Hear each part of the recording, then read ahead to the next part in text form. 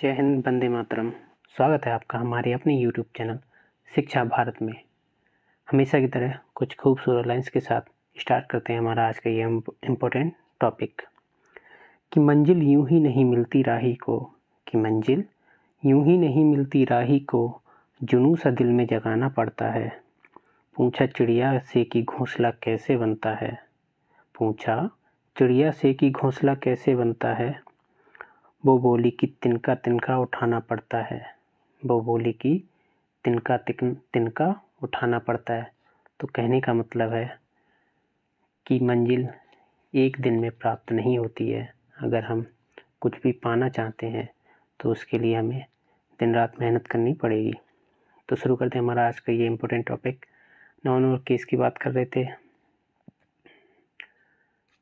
Last video में हमने exercise की थी नाउन और केस से रिलेटेड। उसी में कुछ और क्वेश्चंस और सॉल्व करेंगे। कुछ 10-15 क्वेश्चंस हैं, जल्दी से सॉल्व करते हैं और जानते हैं एरर्स, ढूंढते हैं इनमें एरर्स कि किस पार्ट में एरर है। तो हमारा पहला क्वेश्चन है कि the officer said that he appreciated his staffs coming on time and cooperating होता है, यहाँ पे कोऑपरेटिंग होगा एंड कोऑपरेटिंग हिम। तो यहाँ पे ये दिया गया है कि द ऑफिसर सेड, ये ए पार्ट हो गया, ये बी पार्ट हो गया, ये सी पार्ट हो गया, ये डी पार्ट हो गया और ये ई पार्ट, यानी नो एरर वाला पार्ट हो गया।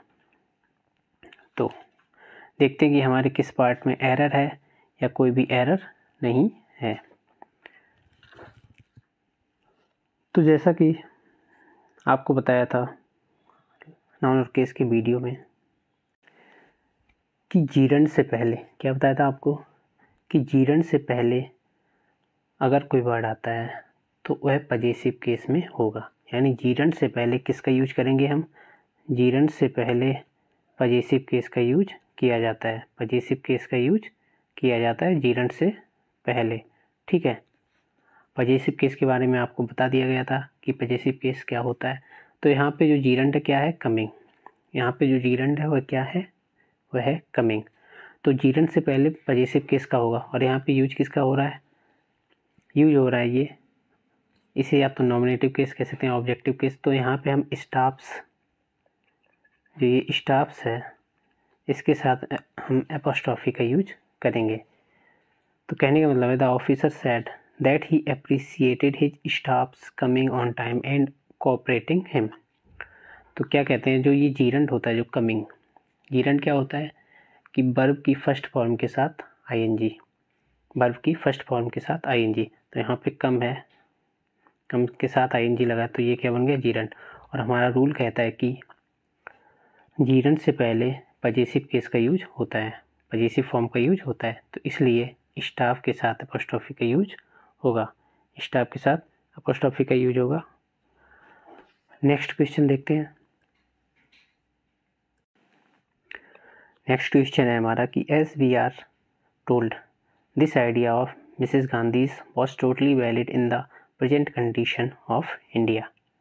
अब देखते हैं किस पार्ट में एरर है। ये हमारे पार्ट हो गए A B C. Last video में हमने पार्ट लिखे थे, इसलिए इस पार्ट में हमने ऐसे नहीं किया है। हमने क्या किया, हमने ए बी करके नहीं लिखा है। इससे क्या है, इसे समझने में भी आसानी होगी और जल्दी से क्वेश्चंस भी हमारे सॉल्व हो जाएंगे। तो क्या कह रहा हमारा सेंटेंस कि as we are told this idea of Mrs Gandhi's was totally valid in the present condition of India. कि किस पार्ट में एरर है, ये सेंटेंस करेक्ट है। देखते हैं। तो रूल कहता है कि दिस, दैट, दीज, दोज या the plus noun plus of plus noun. ठीक है, क्या कहता है कि हमारा रूल कहता है कि दिस, दैट या दोज, दीज, द, के बाद अगर नाउन आता है और उसके बाद ऑफ आता है और उसके बाद फिर नाउन आता है तो वहाँ पे हम एपोस्ट्रोफी का यूज नहीं करते हैं। क्या कहता है हमारा, या तो ऐसे होगा सेंटेंस में this plus noun plus of plus noun, या होगा that plus noun plus of plus noun, या होगा these plus noun plus of plus noun, या those plus noun of plus noun, या the plus noun of plus noun. तो क्या कहता है हमारा रूल कि ये जो वर्ड्स दिए हैं इनके बाद अगर नाउन आता है, जैसे यहाँ पे ये दिस दिया है, दिस के बाद हमारा नाउन आया आइडिया, उसके बाद ऑफ दिया, यहाँ पे ये ऑफ आ गया, उसके बाद फिर से नाउन आया मिसेस गांधी, तो इसके साथ एपोस्ट्रोफी का यूज नहीं करेंगे। तो यहाँ पे जो एरर है हमारे किस पार्ट में एरर है, ये हमारे बी पार्ट में एरर है। क्या हो जाएगा, यहाँ पे गांधी होगा, सिर्फ गांधी होगा, ना कि गांधीज। गांधीज नहीं होगा, सिर्फ क्या होगा, गांधी। तो हमारा करेक्ट क्या हो जाएगा कि as we are told this idea of Mrs Gandhi was totally valid in the present condition of India. क्या कहता है हमारा rule, this that this those the plus noun plus of plus noun के बाद एपोस्ट्रोफी एस का use नहीं करते। बहुत इंपॉर्टेंट रूल है, अच्छे से इसे लिख लेना या स्क्रीनशॉट ले लेना इसका, ठीक है। आगे बढ़ते हैं, नेक्स्ट सेंटेंस देखते हैं। It is true that I met the chief minister at one of my friends house, at one of my friends house. देखते हैं कि किस पार्ट में एरर है। तो हमारा रूल कहता है कि अगर किसी सेंटेंस में, क्या कहता है हमारा रूल कि अगर किसी सेंटेंस में दो नाउन्स लगातार आ रहे हो, दो नाउन्स लगातार आ रहे हैं, एक नाउन क्या हो गया हमारा माई फ्रेंड, दूसरा क्या हो गया हाउस, और ये दोनों लगातार आ रहे हैं, तो उनके साथ एपोस्ट्रोफी एस का यूज नहीं करते हैं, उनके साथ हम ऑफ का यूज करते हैं। क्या कहता है हमारा रूल कि अगर किसी सेंटेंस में दो नाउन्स लगातार आ रहे हो तो उनके साथ हम एपोस्ट्रोफी एस का यूज नहीं करते हैं, उसके साथ हम किसका यूज करते हैं, उनके साथ हम ऑफ का यूज करते हैं। तो सेंटेंस कैसे लिखा जाएगा, यहाँ पे देखते हैं इस पार्ट में एरर, इसे लिखा जाएगा the house of one of my friends, ठीक है। तो सही जो होगा वो क्या होगा सेंटेंस हमारा, the house of one of my friends. It is true that I met the chief minister at the house of one of my friends houses, ठीक है। तो कहने का मतलब है कि अगर किसी सेंटेंस में दो नाउन्स लगातार यूज हो रहे हो तो उनके साथ हम एपोस्ट्रोफी यूज़ ना करके ऑफ का यूज करते हैं। आगे बढ़ते हैं, नेक्स्ट सेंटेंस देखते हैं। A friend of my wife came to me yesterday and asked me for some money. क्या कह रहा है हमारा sentence, a friend of my wife came to me yesterday and asked me for some money. देखते हैं कि किस पार्ट में एरर है। हमारे नाउन और केस की वीडियो में आपको बताया गया था कि क्या बताया गया था कि अगर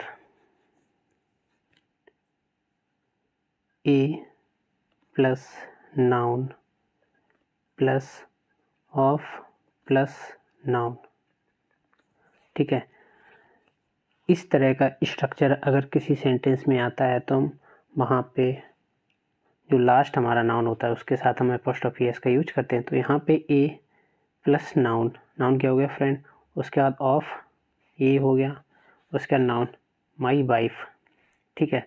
तो जो हमारा लास्ट नाउन होगा इसके साथ हम एपोस्ट्रोफी एस का यूज करेंगे, तो यहाँ पे वाइफ के साथ हम एपोस्ट्रोफी एस का यूज करेंगे। हमारा रूल क्या कहता है कि a plus noun plus of plus noun. अभी लास्ट जो सेंटेंस था, जो हमारा ये सेंटेंस था, कहाँ गया,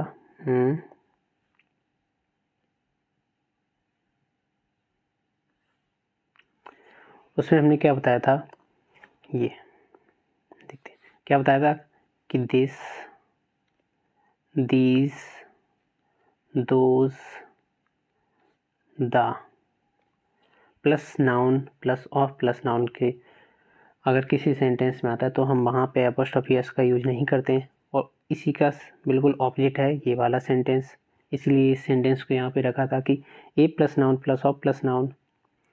अगर इस तरह का स्ट्रक्चर किसी सेंटेंस में है तो हम लास्ट वाले नाउन के साथ एपोस्ट्रोफी एस का यूज करते हैं। ठीक है, बहुत ध्यान से पढ़ना। एग्जाम में ऐसे क्वेश्चन पूछे जाते हैं बिल्कुल सेम तरीके से। ये क्वेश्चंस एग्जाम से उठाए हुए हैं जो प्रीवियस ईयर्स में पूछे गए थे, उन्हीं से ये सेंटेंसेस लिए गए हैं, तो बहुत ध्यान से पढ़े। आगे बढ़ते हैं, देखते हैं sentence. Your sons in laws friend is seriously ill and he wants you to see him as soon as possible. क्या कह रहा है कि your sons in law friend is seriously ill and he wants you to see him as soon as possible. देखते हैं किस पार्ट में एरर है या ये सेंटेंस करेक्ट है। तो हमने नाउन इन केस के रूल्स में बताया था आपको। अगर आपने नाउन इन केस की वीडियो नहीं देखी है तो आपको उस वीडियो का लिंक डिस्क्रिप्शन बॉक्स में मिल जाएगा, जाइए देखिए उस वीडियो को, बहुत अच्छे से समझाया उसमें। तो देखते हैं क्या बताया था हमने नाउन और केस की वीडियो में कि कलेक्टिव नाउन्स। कलेक्टिव नाउन क्या होते हैं, यानी कलेक्शन। क्या हो जाएगा, नाउन। जो हमने नाउन और केस का वीडियो पढ़ा था उसमें हमने बताया था कि जो कंपाउंड नाउन होते हैं, मैं कलेक्शन बोल गया था। कंपाउंड नाउन जो होते हैं, कंपाउंड नाउन क्या होते हैं, जैसे हो गया ग्रांड मदर, ये हमारा क्या हो गया, कंपाउंड नाउन। ठीक है, सन इन लॉ, ठीक है, commander in chief.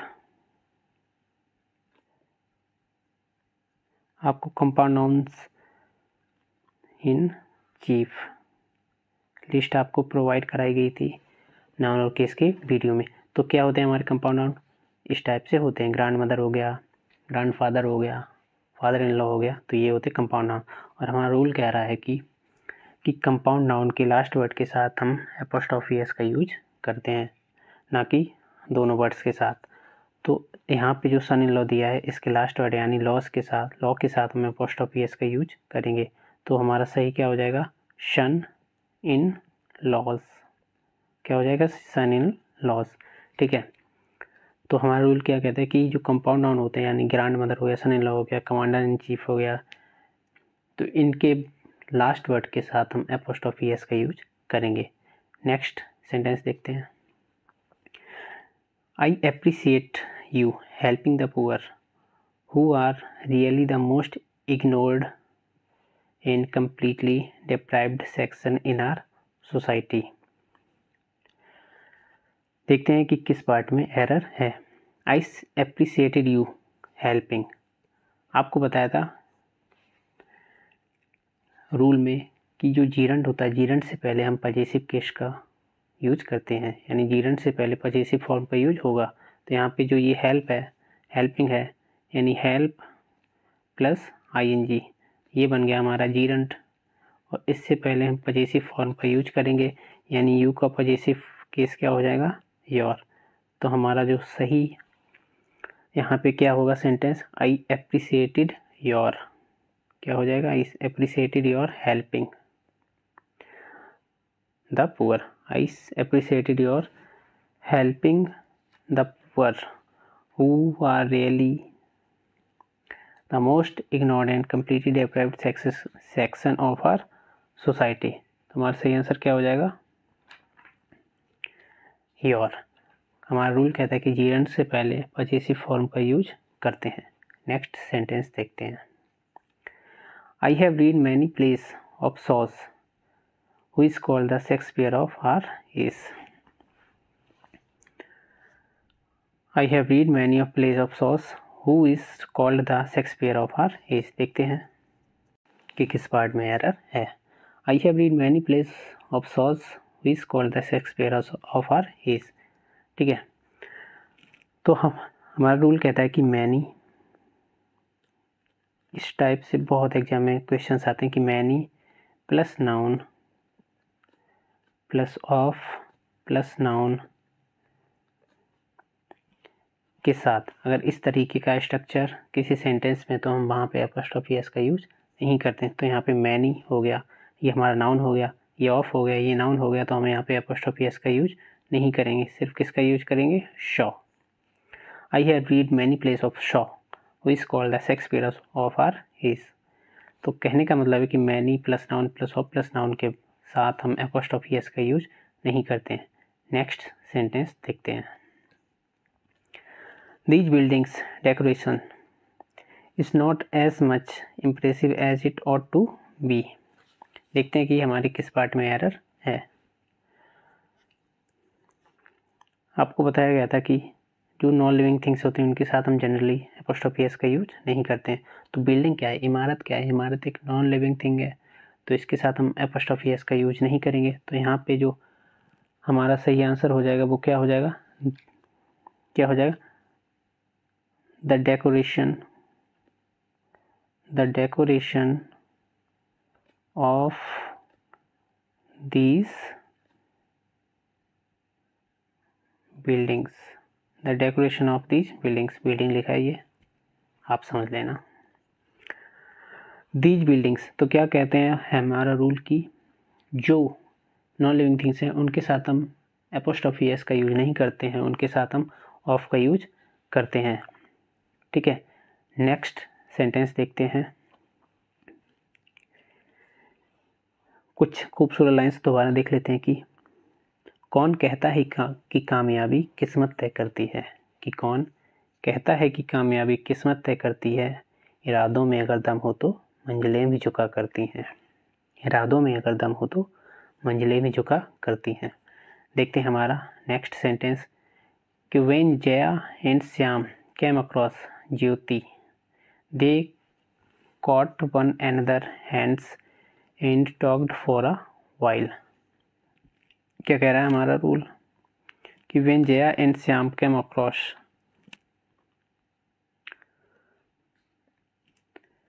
They caught one another hands and talked for a while. ठीक है, तो हमारा जो रूल है वो ये कहता है कि वन अनदर, क्या कहता है कि वन अनदर और ईच अदर, वन अनदर और ईच अदर अगर किसी सेंटेंस में आते हैं इस टाइप से, तो हम जो वन अनदर है या ईच अदर है इनके साथ हम एपोस्ट्रोफी एस का यूज करते हैं। क्या कह रहा है हमारा रूल कि ईच अदर और वन अनदर के साथ एपोस्ट्रोफी एस का यूज किया जाता है किसी सेंटेंस में। तो हम यहाँ पे जो हमारा सही आंसर हो जाएगा वो क्या हो जाएगा, जो करेक्ट हो जाएगा सेंटेंस वो क्या होगा, वन अनदर्स, एक दूसरे के हाथ। ठीक है, वन अनदर्स। वैसे ही अगर यहाँ पे ईच अदर होता तो ईच अदर्स हो जाता, ईच अदर्स हो जाता, तो क्या हो जाता, caught one another's hand, caught one another's hand. Next sentence देखते हैं। When I arrived at the gate of his house, I found his locking up the door. I found his locking up the door. क्या कह रहा है कि जैसे ही मैं दरवाजे पर पहुंचा मैंने देखा उसे कि वह दरवाज़ा बंद कर रहा था। देखते हैं कि किस पार्ट में एरर है। देखते हैं कि when I arrived at the gate of his house, I found his locking up the door. अब यहाँ पे जो ये लॉकिंग वर्ड दिया है ये क्या है, ये हमारा एडजेक्टिव है। ये क्या है, हमारा एडजेक्टिव है, ये जीरंड नहीं है। ये क्या है, ये पार्टिसिपल है। ये क्या है, ये पार्टिसिपल है। जीरंड और पार्टिसिपल के बारे में आपको पहले से बता दिया गया था हमारे लास्ट वीडियोस में कि जीरंड और पार्टिसिपल क्या होते हैं, इन्हें हम कैसे पहचानेंगे। ठीक है, तो ये क्या है, ये पार्टिसिपल है। जो ये लॉकिंग है ये पार्टिसिपल है, और जो पार्टिसिपल होता है उससे पहले हम नॉमिनेटिव केस या ऑब्जेक्टिव केस का यूज करते हैं।